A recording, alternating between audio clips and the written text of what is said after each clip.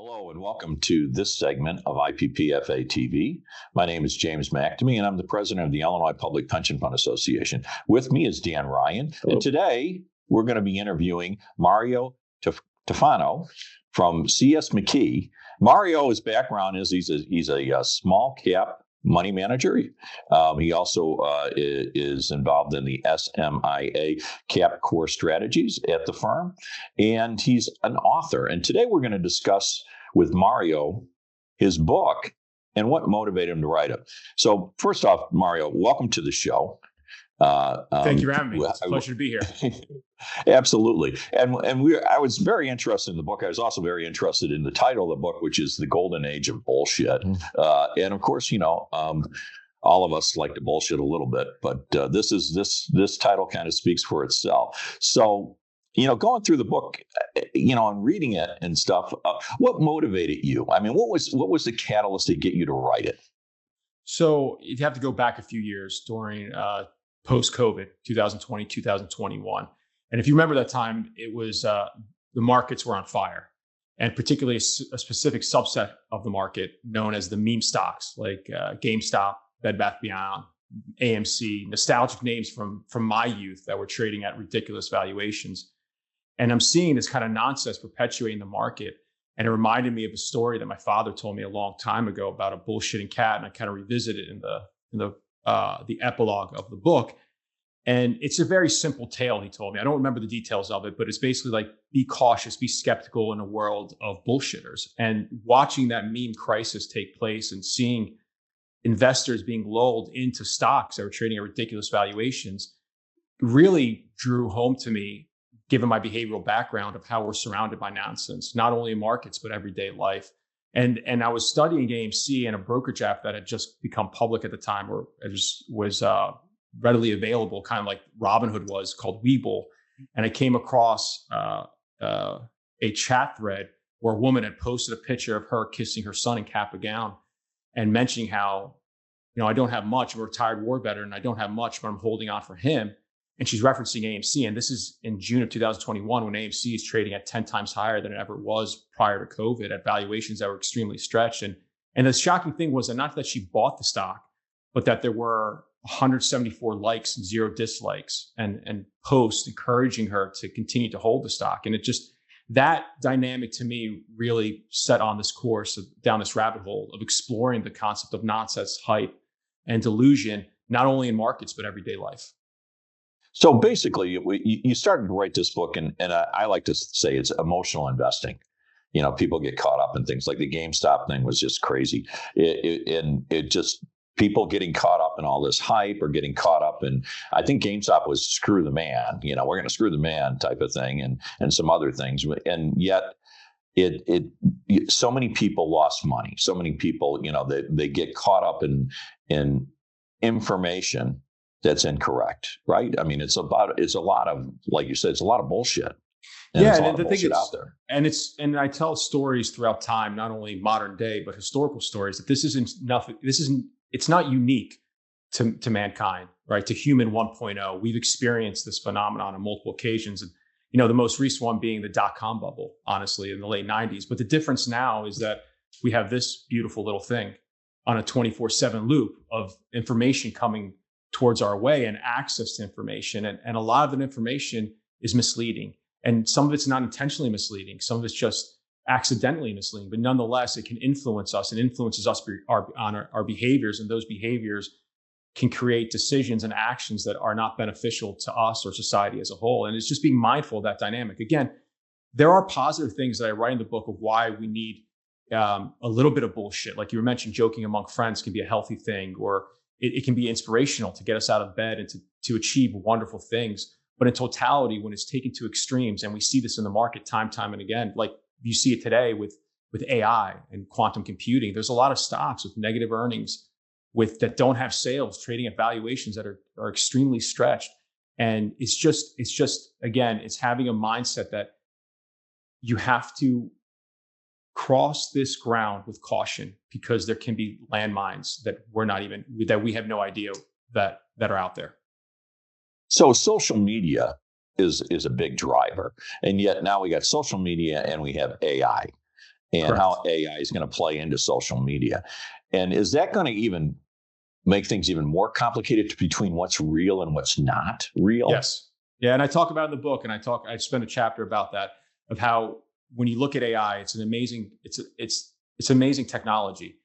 We have to look at it as a tool, and it's part of our evolutionary journey. But absolutely right. The ability for AI to create more of this nonsense and perpetuate it on a 24/7 basis is something we have to be more mindful of and be more cautious about, because it's now not only humans creating this type of nonsense, but it's artificial intelligence and incentivized to do so. So it requires on us to have a more resilient mindset to kind of withstand that nonsense on a 24/7 basis, and utilize those tools to kind of figure out what is nonsense, what is real. Those tools we can utilize for ourselves to navigate those waters. I look at AI. You remember the show Cheers back in the day? Yeah, of course. Remember Cliff Clavin?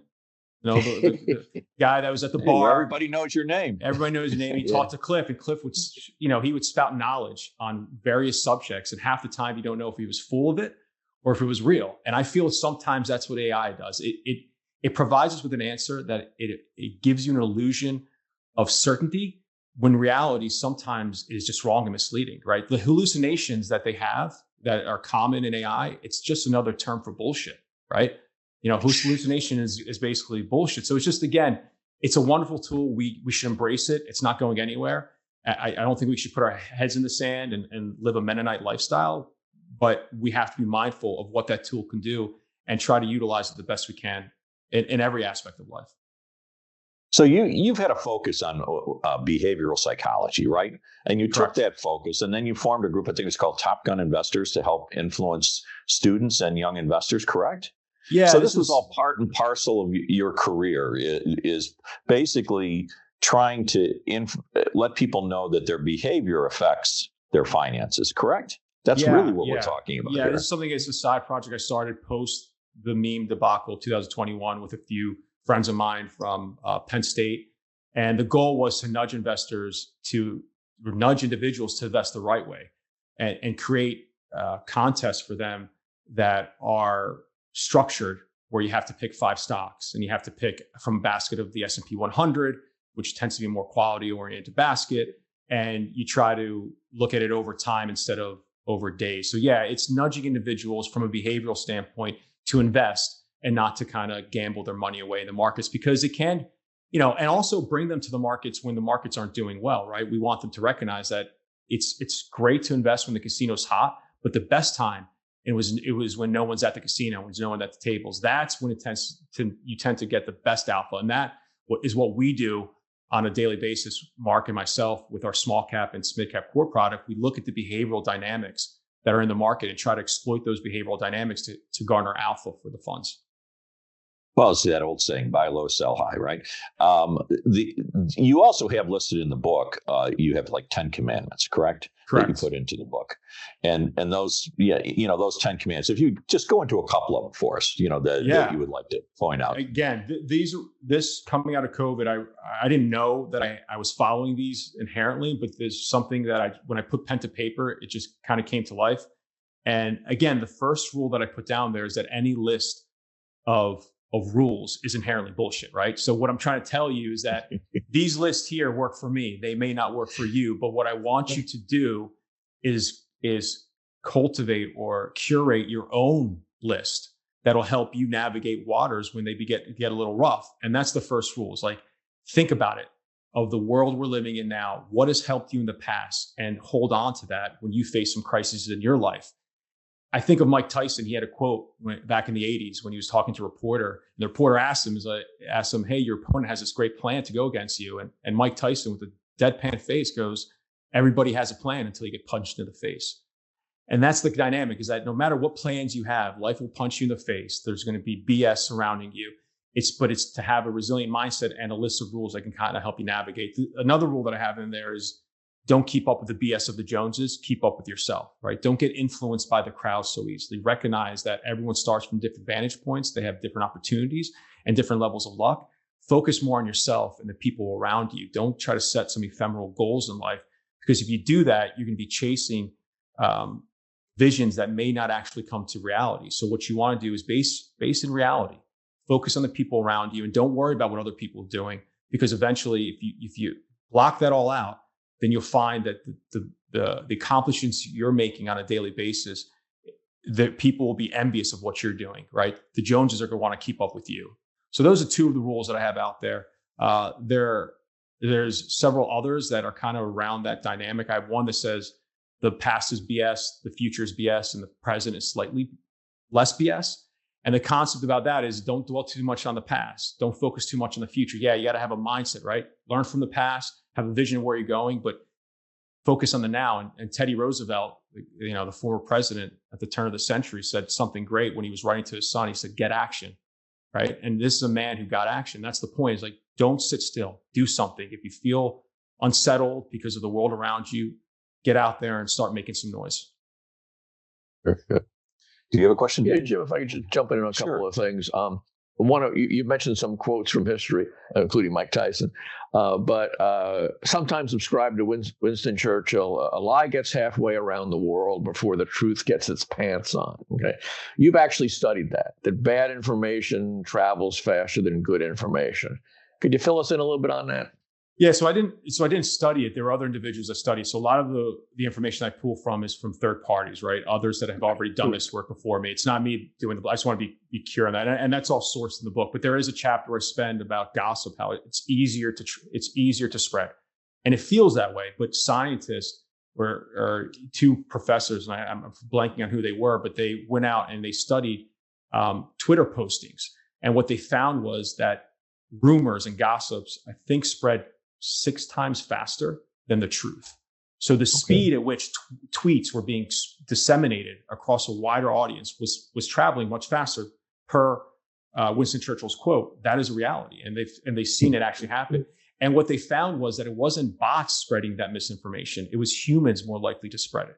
And the reason is because we love novelty, we love that gossip, we thrive on it, and part of it is within our human DNA, right? I mean, the reason why we put a little flair into stories and exaggerate a bit is because we want them to remember the story long after that story's been told.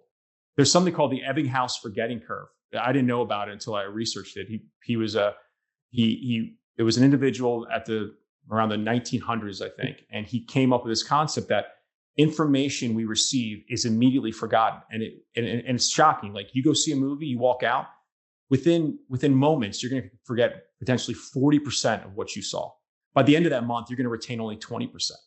So the reason why we have this exaggeration, why gossip sells better, is because we want it to be memorable. The same reason why my dad told me that story when I was 10 years old about the BSing cat. Well, he did it in an allegory, so I would remember it 30 years later. I don't remember the details about it, but I remember subtle nuances. So it is true that it does travel faster. And here's another point that this study found was that when information is passed down from one individual to another, even if it's the truth, people tend to fill in the gaps with their own biases and their own narrative. So by the time it gets like if you start with person number 1, it gets to person number 4, most of the truth has been lost and it's been filled in with, it's kind of like a game of telephone, right? People fill in their own type of viewpoints with what the truth is. That's why it's so easily to spread misinformation, because of those two factors. Gossip travels faster, and we fill in the gaps with our own information. Very good. The beautiful story you told about the picture of the woman with her graduating child, and the sad part of it is that she's in speculative meme stocks when she shouldn't be. But a lot of the AI community stocks that you talked about, with no profits, maybe even no product, no sales, a lot of tech successes started out that way. So if you're not saving for a child, if you've got a comfortable plan in place, is that a space that the individual investor can responsibly go into? That level of speculation. So if you think back to the .com bubble, there were so many .com companies at the period. How many actually survived? I show when I go talk to students, I show a cloud picture of all the .com companies around that time, and they only recognize maybe 2. It's like Amazon.com and another one. So there's a survivorship bias in place there. So you're right. There is an immense amount of opportunity that's going to take place here. A lot of early stage investors, they profit immensely from investing at an early stage. But they do so because it's not just one investment they make multiple investments.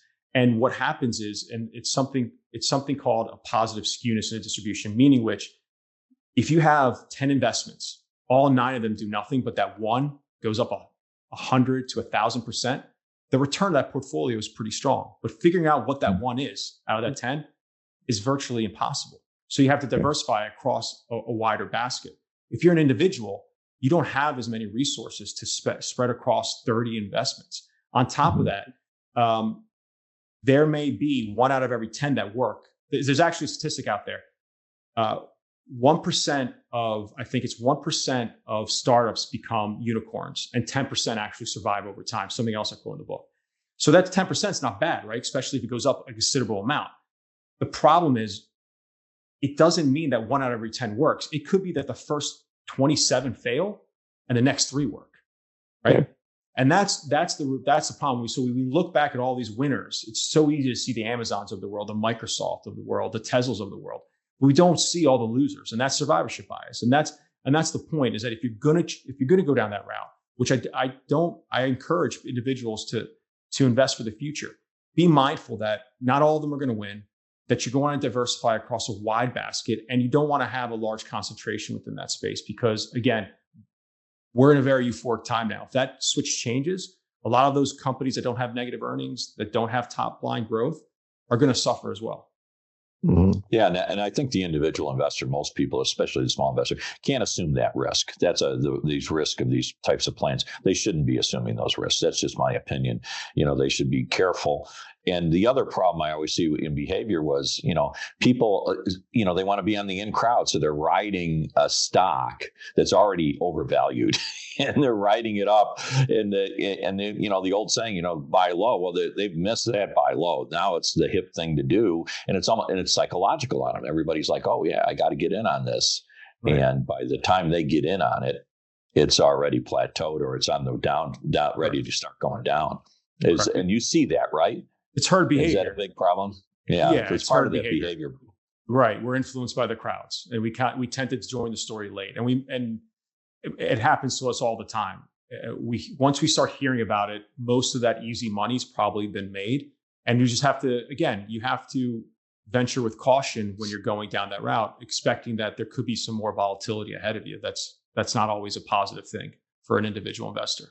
But yes, crowd behavior is a common phenomenon, has occurred multiple times. And I wanted to thank you, for stepping up and forming that Top Gun Investors thing, for, getting young people involved at a young age. That wasn't really available to me when I was growing up. I'm part of that different generation.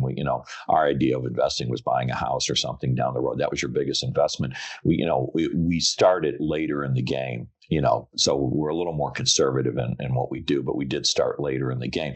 These young people nowadays are right away involved in the marketplace, something that I wasn't a part of, generationally. And then you see the difference. And there is social media has a huge effect because they grew up with social media. So it has a huge effect of where it drives them and everything. And that's why I love I love what you were saying in the book, going into it, how much it influences people and how you have to get through that bullshit and figure it out and make good decisions, not based on emotion or based on biases that you have. Correct. Because everybody plays into that. It's almost like AI helps you to play into that. Play into your bias, play into it, yes, so that something is going that way. And I think this needs to be addressed more and more. And I mean, so my hat's off to you for writing it. I got a question now. Where would somebody get this book? The Golden Age of Bullshit. Where's it available at? I mean, Amazon's the easiest place. You can get the and how much is it selling for? Is it what's the price point? I think it's like $16.99 for a physical copy, and then I have the ebook at $3.99 right now, discounted. And I also have the audio version. But you can, if you're subscribed to Audible, you can probably listen to it for free. And same thing with Kindle. If you're subscribed with them, you can get it. You can get a free copy as well if you're a Kindle subscriber. Well, that's great. And the firm you work for, that's CS McKee, right? And they're based out of Pittsburgh? They are. They are about almost a 100-year-old firm, been around for a while. We do fixed income as well as equities. I joined there recently. We merged from a predecessor firm that was also based within the Cleveland area. And it has fixed income, and domestic equities as well.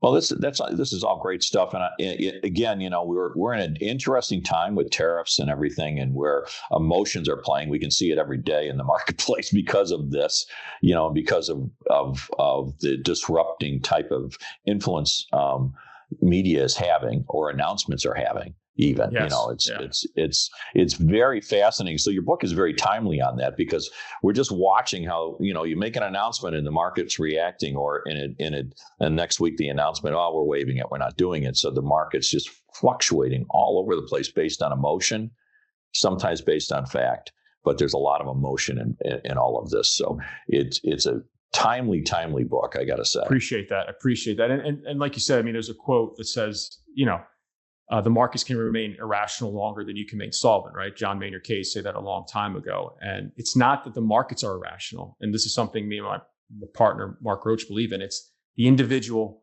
underlying the market can be irrational. And that's what leads to those discrepancies and narratives being perpetuated longer than people imagine. So I appreciate you guys taking the time to chat with me. The book is honestly was a passion project of mine, came from a place of authenticity. And my hope is that any investor that picks it up can walk away and feel a little bit more at ease, knowing that, one, even with generative AI in the future that's about to happen, the world's not going to come to an end. We've been through this before. Mankind is resilient, and it's just to have that mental resiliency going forward is what can make the difference. Well, thank you so much, Mario, and we appreciate you being on this segment of IPPFA TV. All right, best of luck to you guys.